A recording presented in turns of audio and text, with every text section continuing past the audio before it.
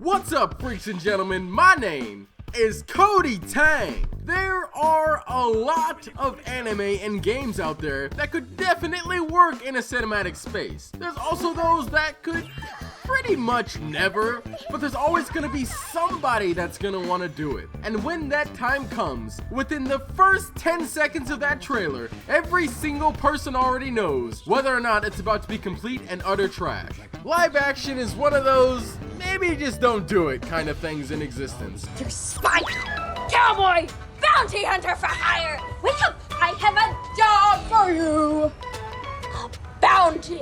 But there's no way around it, so most of the time we just go see it to hate on it. That's what live action media usually ends up being anyway. Things that maybe a handful of people were really hoping for, but it's almost always placed in the hands of the worst writers and most misinformed people you could possibly imagine, who have more than likely not even known of something's existence until they happen to cross an article talking about how popular something is and they go, hey, I can make it better. See, one of the most important things I feel to understand when adapting something is that oftentimes it is entirely 100% not your story.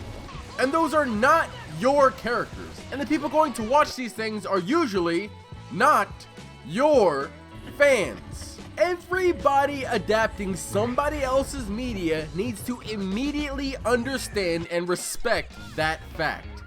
If you can't, then you have no business even attempting to present the concept to somebody. Whatever it is that you're adapting, these are characters that more often than not already have personalities. There's history, and there's oftentimes a very clear, already established narrative that people are expecting to see played out on film. I am not saying that how you transition these things into live action has to match what has been presented to a T, but I am saying failure to respect the franchise that you have chosen to write for is one of the very first faults that so many have already made while planning to adapt something into live action. It's kind of like the directors who do this only want to pull in a new fan base of their own by recreating something that somebody else had already spent years creating from scratch, effectively piggybacking off somebody else's work, because as the adaptation will prove, they have no actual writing ability and they should probably be counting their blessings that they even got accepted to even work on the product. I'm just confused. What's the goal there exactly? Absolutely trash on something to the point where every single fan of it hates you and your name? And now you expect to craft an entire career out of what? Continuing to create god-awful movies and shows that nobody ever wants to see because they see your name fly across the trailer? I get it.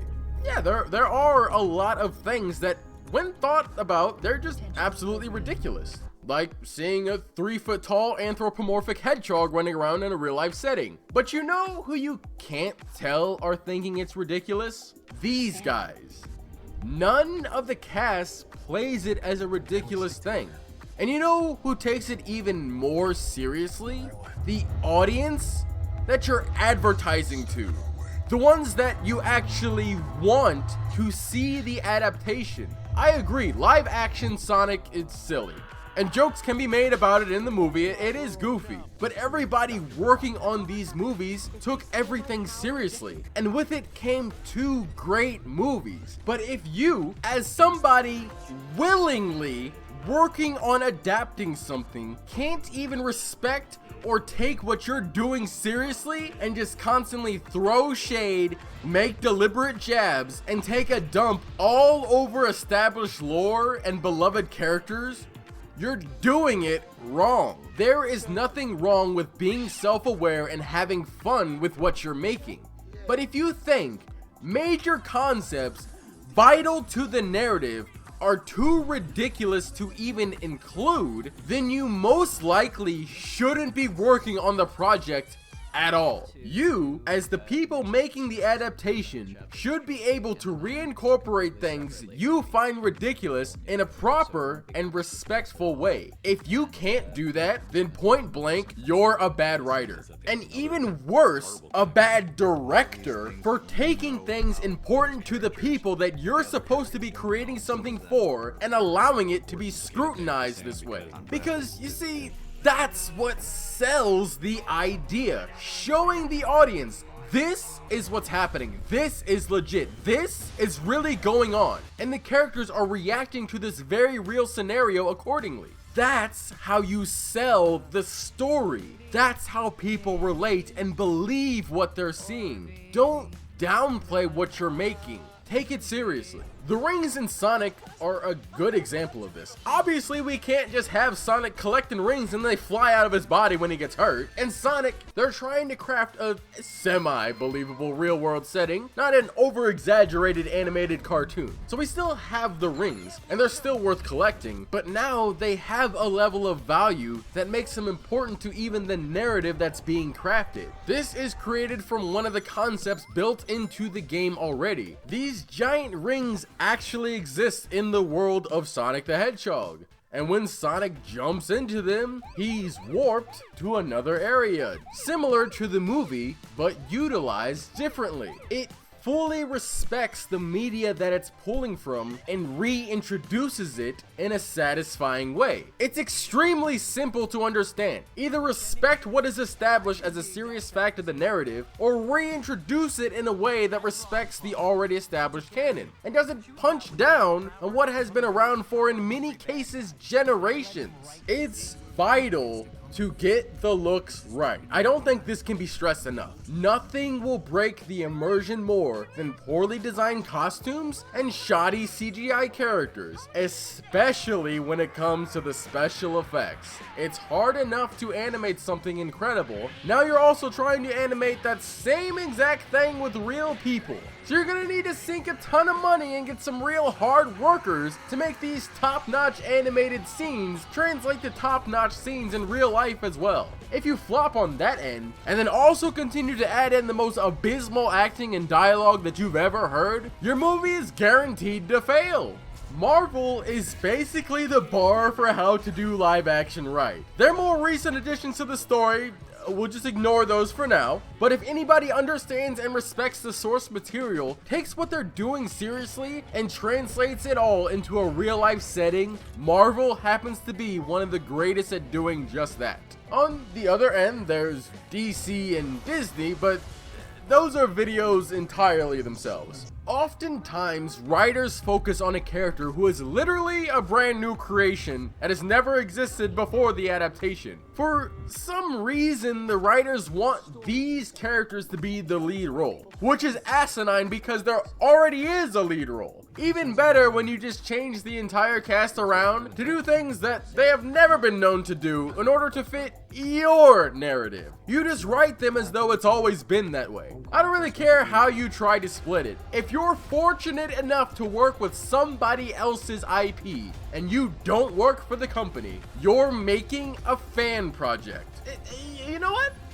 I'll even flip it. Let's say you do work for the company, but you're using the brand as a platform to spread whatever political message you follow at the time. It's probably not a good idea to hijack beloved things to force your views onto the world. To be honest, people like that need to go ahead and resign and make room for the people who actually care about the product. When doing this, you're taking up space that you may have earned, but sure as hell don't deserve. It's pretty selfish to make someone else's work about yourself. If your idea for adapting something is to purposely add politics, remove things just because you think they can be seen as offensive or not fit for the modern audience, and change entire narratives to the point that the story and characters aren't even recognizable, you're about to get backlash. A lot of backlash. That's a proven fact at this point. If you're daring enough to change something that people have loved and cherished throughout their entire lives, you're taking a huge chance that you're about to sink that entire ship you're working on. You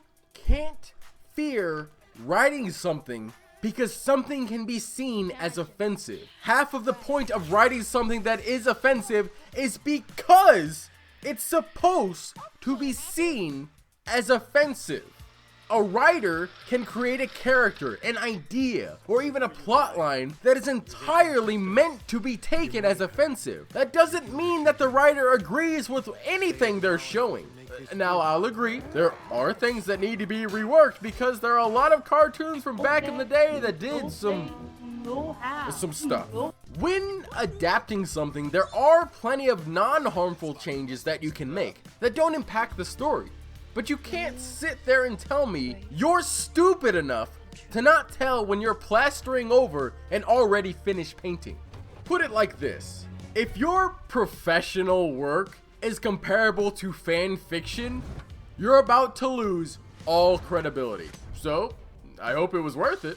One of the most overplayed adaptation plotlines is the 40-minute origin story. It's a slippery slope. I'd assume the majority of the people going to watch the adaptation know exactly who the characters are already. It falls in line with everything else, because if you're going to make an origin for a character who more than likely doesn't even have an origin story in their own franchise, you're about to piss a lot of people off. This storytelling method also gives the writers a chance to introduce every brand new character that you're absolutely going to hate going forward. Even worse, when a character does have an entire backstory and you hijack it to add some message or plotline that would never have been in the story otherwise, or you use it to just completely rewrite the characters because you don't even like the thing you're working on in the first place. There are quite a few live action movies that just make everything up as they go, either because they have no grasp on the subject in any form, there was never a story to follow in what they're adapting, or the writers are just spitballing for no actual reason, well, other than